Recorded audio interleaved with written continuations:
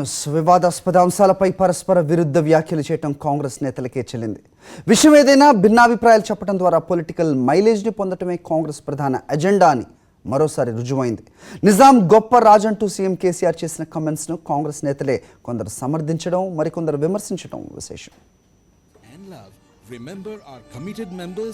నిజాం పాలనపై సీఎం కేసీఆర్ రాజేసిన రాజకీయ రచ్చ ఇంకా కొనసాగుతూనే ఉంది.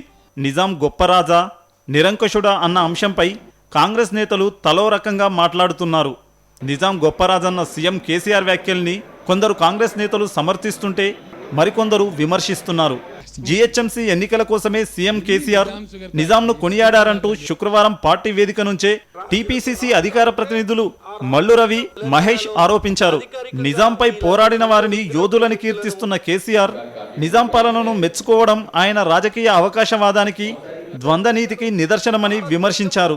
కేసీఆర్ వ్యాఖ్యలు నిజాం పాలనను వ్యతిరేకిస్తూ జరిగిన తెలంగాణ సాయుధ పోరాటాన్ని, యోధుల ప్రాణత్యాగాన్ని అవమానించడమే అని వ్యాఖ్యానించారు.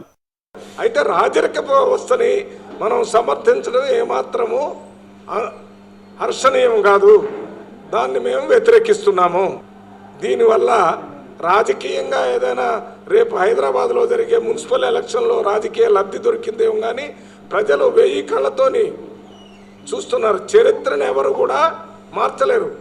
ఇంతమంది వీరయోధులను, సామాన్య ప్రజలను మట్టుబెట్టినటువంటి ఒక నిరంకుశ ప్రభువు ఈరోజు నీకు గొప్ప రాజుగా కనబడుతుంటే నీ ఆలోచన విధానం ఏంది అనేది ప్రజలకు నీ మాటల ద్వారానే స్పష్టంగా అర్థమవుతా ఉన్నది. అదే పార్టీ వేదిక నుంచి టీపీసీసీ ఉపాధ్యక్షుడు, కౌన్సిల్లో కాంగ్రెస్ పక్ష ఉపనేత అయిన షబ్బీర్ అలీ మాత్రం నిజాం పాలనను కొనియాడారు. నిజాం పాలనలో హైదరాబాద్ అభివృద్ధి చెందిందన్న సీఎం కేసీఆర్ వ్యాఖ్యలతో తాను ఏకీభవిస్తానన్నారు. కాంగ్రెస్ ఎంపీ వి హనుమంతరావు కూడా సీఎం కేసీఆర్ కామెంట్స్ను సమర్థిస్తూ నిజాం సెక్యులర్ రూలర్ అంటూ స్పందించారు. ఎన్ని బాడీలు ఎన్ని ఉన్నాయో అన్నిటి ఒక్కొక్క పేరు మీద ఒక్కొక్క హాస్పిటల్ కట్టిన ఘనత భారతదేశంలో ఒక నిజాంకి ఉంది. ఇంకా ఏ రాజు కట్టలేదు. కొన్ని విషయాల్లో ఆయన అద్భుతమైన డెవలప్మెంట్స్ ఉన్నాయి. దానికి ఎవరు కూడా నిరాకరించేందుకు వీల్లేదు.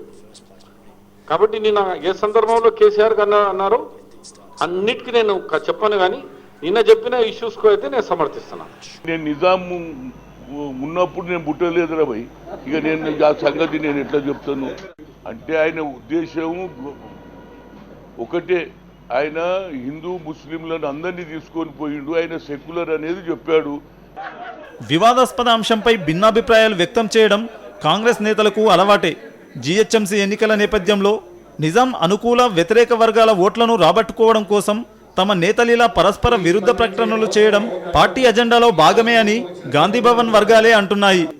కరెస్పాండెంట్ సునీల్, సాక్షి పొలిటికల్ బ్యూరో, హైదరాబాద్.